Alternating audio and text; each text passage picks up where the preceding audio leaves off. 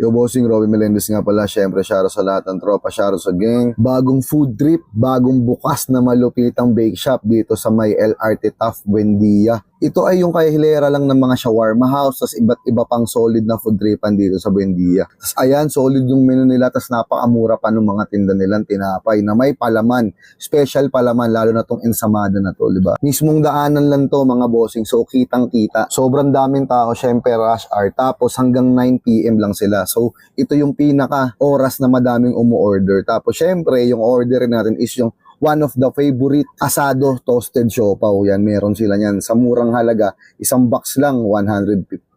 10 peraso, di ba? Napaka-solid niyan mga boss. So, kung gagamitan natin ng mat, syempre, 15 isa niyan. Tapos, meron din sila yung double cheese beef na tagi 17 ata. So, pag 10 peraso or isang box is 170 yun. Kitang-kita naman na solid yung palaman, di ba mga bossing? So, food tripping ko na to, maingit muna kayo. So, shoutout sa inyo lahat, lalo na sa mga bagong followers natin. Tapos yung mga tropang may business dyan, baka gusto nyong i-voice over natin, wala namang bayad to. Basta libreng food trip lang, sapat na ako dun. Ayan, tapos maraming salamat sa mga sumusuporta. Ingat kayo palagi, kita kayo sa next video. Let's go, and God bless you all.